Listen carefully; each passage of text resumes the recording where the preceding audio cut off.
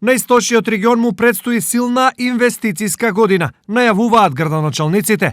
Иако буџетското проектирање е во тек, уште од сега се знае дека градоначалниците во наредната година ќе бидат офанзивни. И во главном ќе биде инвестиционен, односно најголем дел од средствата ќе одат за капитални инвестиции.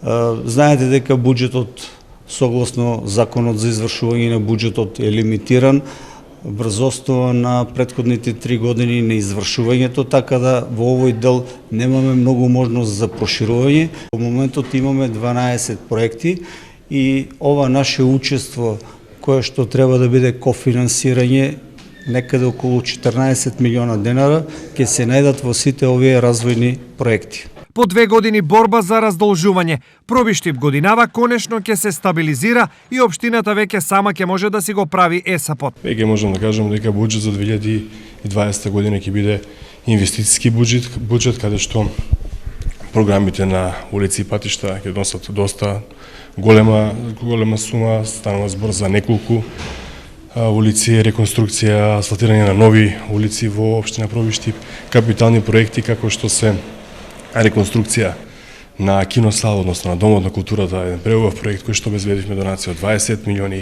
реконструкција на спомен парк исто така донација од 20 милиони денари. Најголемата општина во истокот, Штип, својот буџет доправа прецизно ќе го проектира, но приоритет ќе има решавањето на стари инфраструктурни проблеми, а се најавуваат и нови комунални инвестиции. Ние проектот за обиколницата веќе го привршуваме, првично ќе го оставиме во развојната програма заради тоа што очекувам дека е можно и во месец јануари 2020 да имаме одредени исплати за завршување на мостот, исплатата на ќе стигнат фактурите за обиколницата, така што ќе остане овој проект, но можеби доколку завршиме во декември ќе биде тргнат од развојните проекти, ќе биде ставена на дневен ред улицата Васил Главинов, која што е пред општината, за изработка на конзоли на реката Отиња и со тоа да дадеме можност за побрз проток на возилата со 2 проточни ленти. Разговараме за повеќе други проекти, сепак ќе оставам на наредните денови на наредната седница на Совет да дискутираме за сите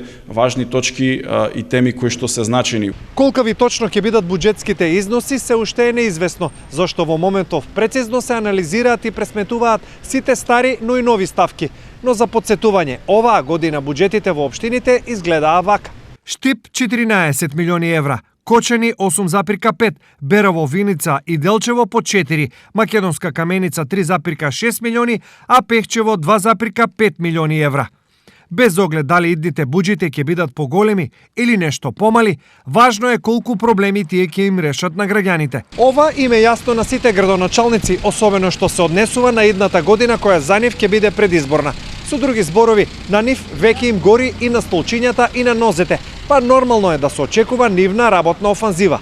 Ќе биде ли така секаде, ќе покаже годината која доаѓа.